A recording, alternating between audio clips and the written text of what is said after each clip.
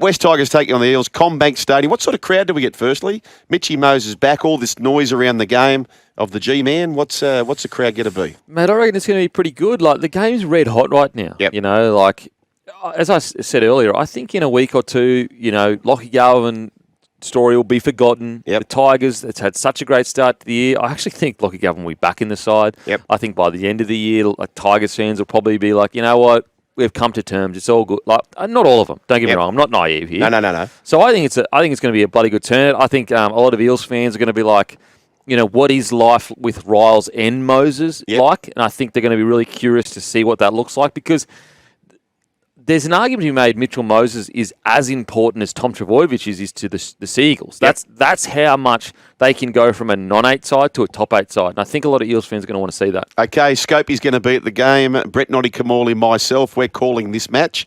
West Tigers and the Eels. Looking forward to that. Again, we'll be there live at the ground. So click on Stadium if you want live rugby league. Charge up your phone, Signet Boost, Power Bank. The way to do that. Now, we've spoken about Galvin. Douehi comes into the halves. Jerome Douehi is wearing the 6. Is that significant? Is it insignificant? Why is he wearing the 6? Yeah, that's an interesting one, isn't it? I can't make sense of that. I can't make sense of it. Is it a reminder, okay, well, Mitch Moses is playing and Cleary's probably going to be the 7. I'm wearing 6, coach. I want to be that 6. Why is he wearing the 6? Yeah, I'm not sure. Like, maybe they looked at it and they said, look, a lot of our points came off Galvin being 6. So we need Douehi to play like a 6 because he's probably our most he's our biggest attacking weapon. Yep. Whereas Douei's a good, solid player, but he's probably going to have a big boot on him, get him around the park to a degree.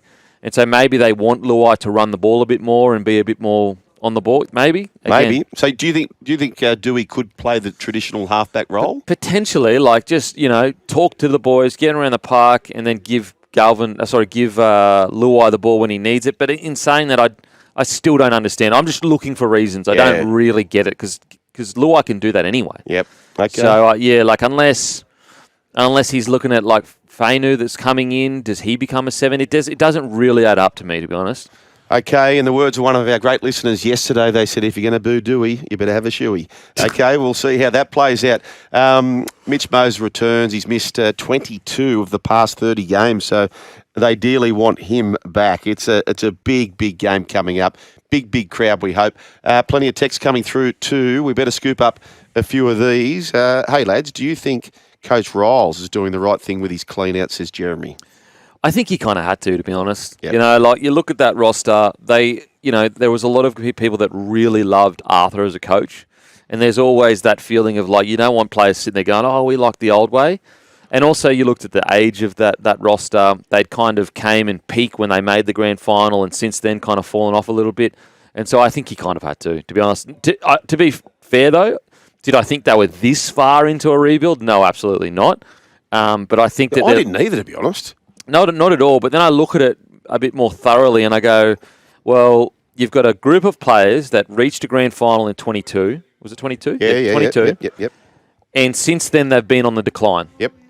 And so why keep... It's not like they're going to bounce back up, and when you look at their ages, it's not like all of a sudden next year they're just going to be like, you know, bouncing back up into their peak.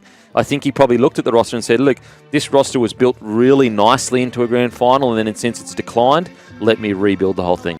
Thanks for watching. For more great content, subscribe to SEN League, your home of the greatest game of all.